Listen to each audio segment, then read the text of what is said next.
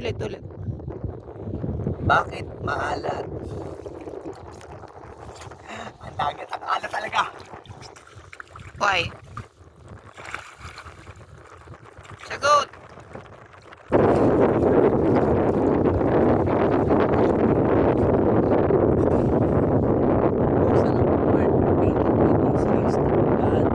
Bakit daw maalat ang dagat? Bakit ng mga bata dati? Sa aklat. Dahil merong magkalayong isla at isang bayan. Kailangan nilang mag-transport ng Asin. asin. Maalat yun. Maalat. Eh yung dagat nun, di ba maalat? Hindi pa maalat yung dagat. Bakit naging Tapos maalat? merong isang higante na nag-offer na gawin nilang tulay yung kanyang Kita binti. Tapos, ang nangyari, yung mga tao, dahil may nag-offer na tulay na binti ng higante, nag-wait sila lahat ng sa akin na kasi tapos sila yung naglalakad dun sa paa ng higante, sa kita hanggang dun sa paa, makalipat lang ng ang dami na nila dun sa binti ng higante. Tapos, ang nangyari, may mga kumagat na malalaking langgam.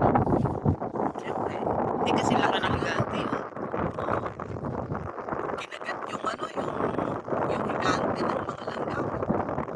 Ang nangyari, pinagpag niya ngayon yung binti niya.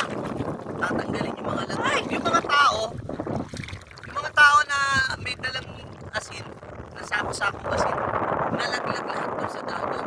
Kaya nagsimula nun, yung dagat ay umalat na. Yan ay isang alamat lamang. Alamat yun. Alamat na. Kapag alamat, it is a myth.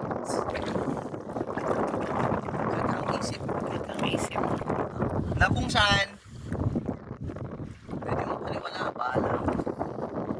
Pero ito po ang katotohanan. God creates. Woo! Thank you, Lord! Woo! Salamat po! God creates ocean, syempre siya yung lahat ng ligawan niya. Hindi ang higante. Alamat.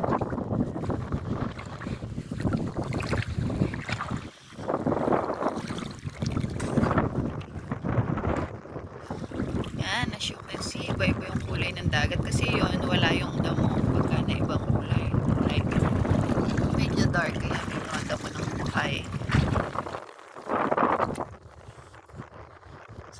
Lord!